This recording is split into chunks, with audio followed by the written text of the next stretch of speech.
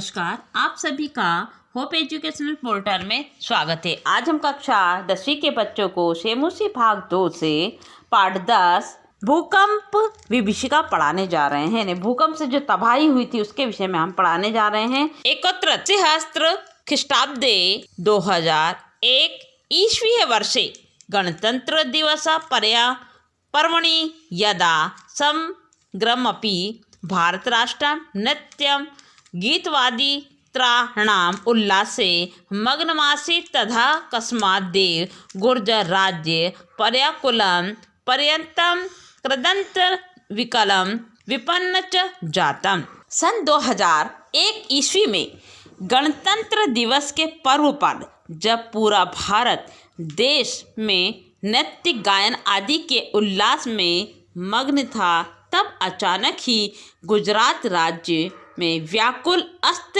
व्यस्त चीखों से युक्त और दुखी हो गया। भूकंपस्य दारुण विभीषिका समस्तमपि गुर्जर क्षेत्रे विशेषण च कच्छन जनपद ध्वंसाशेषु परिवर्तती। भूकंप की अत्यंत भयानक आपदा ने पूरे गुजरात क्षेत्र को अविशेष रूप से कच्छ जिले को खंडित अवशेषों में परिवर्तित कर दिया। भूकंपस्य केंद्रभूतं भुजनगरं मुक्ति काकर्ण कमिव खंड खंडम जातम बहु भूमिकानि भवनानि क्षीणेनैव धराशायिनी जतानि। भूकंप का जो केंद्र भुजनगर तो मिट्टी के खिलौने की तरह टुकड़े टुकड़े हो गया। अनेक मंजिला भवन क्षण भर में धराशाही हो गए। बिजली के खंभे उखड़ गए। उत्खाता विद्युत दंपिस्ता विशीर्णा ग्रह सोपान न मार्गा फलादये विभक्ता भूमि गर्भादुपुरी निरस्तंतिभिः दुर्वार जलधराभिः महाप्रलयं दृश्यम् उपस्थितं सहस्रमिताः प्राणिनस्तु क्षणेनैव मृताः। अनेक मंजिल भवन जो क्षण भर में धराशायी हो गए, खंभे उखड़ गए, घर की सीढ़ियां तक टूट गई, धरती के टुकड़ों में विभाजित हो गए। भूमि के गर्भ में के ऊपर निकली हुई जिनको हटाया नहीं जा सकता था, ऐसी जल धाराओं से बाढ़ का दृश्य बन गया। हजारों प्राणी तो क्षण भर में ही मर गए। ध्वस्त भवनेषु संपीड़िता सहस्रसैन्ये सहस्रार्थ करुणं कृदन्ति स्म। हा देव! टूटे हुए घरों से पीड़ित हजारों लोग सहायता के लिए करुण क्रुदन कर रहे थे। शुक्चाम कंठाः मृतप्राय केचन शिशुवस्तु ईश्वर कृपया एव द्वित्राणि दिनानि जीवनं धारितवन्तः।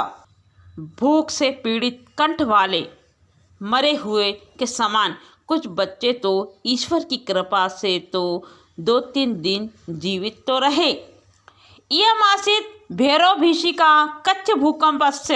यह भयानक आपदा कच्छ के भूकंप की थी। 75 द्विसहस्त्र ख्रीष्टाब्दे 2005 ईस्वीय वर्षे अपि कश्मीर प्रान्ते पाकिस्तान देशे च धरायाः महत्कंपन जातम्। सन 2000 ईस्वी में भी कश्मीर प्रदेश में और पाकिस्तान देश में धरती पर महान बड़ा भूकंप आया। यहाँ पर जिसके कारण लाखों लोग आकर मृत्यु को प्राप्त हो गए। पृथ्वी यस्मात् कारणात् लक्ष्य परिमिता जना आकाल लकार कविलता पृथ्वी कस्मात् प्रकम्पते। वैज्ञानिकाः इति विषये कथयन्ति यत् पृथिव्या अंतर्गर्भे विद्यमान बृहत् पाषाणशिला यदा संघर्षणवशात् त्रुटयन्ति तदा जायते भीषणं संकलनजन कंपन च तदेव भयावह कंपन धराया उपरति तल मलया गत्या महाकंपनम जनयति येन महाविनाशसदृशं समुपगते। बड़े बड़े पत्थर के जो टुकड़े थे वह आपस में टकरा कर टूट गए। अत्यधिक भूसंकलन यानी पत्थर का स्थान से हटना होता है और संकलन जन्य कंपन उत्पन्न होता है, तब ये भयानक कंपन पृथ्वी के ऊपर तल पर आकर महान कंपन उत्पन्न करता है, जिसे महान विनाश का दृश्य उत्पन्न होता है। ज्वालामुख पर्वतानां विस्फोटेरपि भूकंपो जायते इति कथयन्ति। भूकंप विशेषज्ञाः पृथिव्याः गर्भे विद्यमानोर्नियदा खनिज मृत्तिकाशिलादिश्च क्वथयति तथा तत्समये लावारस्ताम् उपेद्य दुर्वागत्या धरां पर्वतां वा विदार्य बहिनिष्क्रमति। ज्वालामुखी पर्वत पर विस्फोटक से भी भूकंप उत्पन्न होता है। वैसे ऐसा भूकंप विशेषज्ञ कहते हैं कि पृथ्वी के गर्भ में यानी पृथ्वी के अंदर में विद्यमान अग्नि जब खनिज मिट्टी और पत्थर के संचय को उबालती है तो वह सब लावा बनकर तेज गति से धरती अथवा पर्वत को फाड़कर बाहर निकलता है। शैली से ताप मात्राया अष्टसंतापु मागतोयम लावा रसो यदा नविवेगे प्रभवति तदा पाशर्व ग्रामा नगराणि वा तदुदरे क्षीणेने समावसन्ति। सेल्सियस तापमात्रा से 800 तक पहुंचकर यह लावा जब नदी के वेग से बहता है तब पास में स्थित गांव अथवा नगर इसके पेट में क्षण भर में ही समा जाते हैं। निहयन्ते च विविशाः प्राणिनः ज्वालामुदितन्त एते पर्वता अपि भीषणं भूकंप जनयति। विवश प्राणी मारे जाते हैं। ज्वाला को उगलते हुए ये पर्वत भी भयानक भूकंप को उत्पन्न करते हैं। यद्यपि देव प्रकोपो भूकंपो नाम तस्योपशमनस्य न कोऽपि स्थिरपायो दृश्यते। प्रकृति क्षम मघापि विज्ञान गर्वितो मानव वामन कल्प एव तथापि भूकंपरहस्यज्ञ कथयन्ति यत् बहु भूमिका भवनं निर्माण न करणीयम्।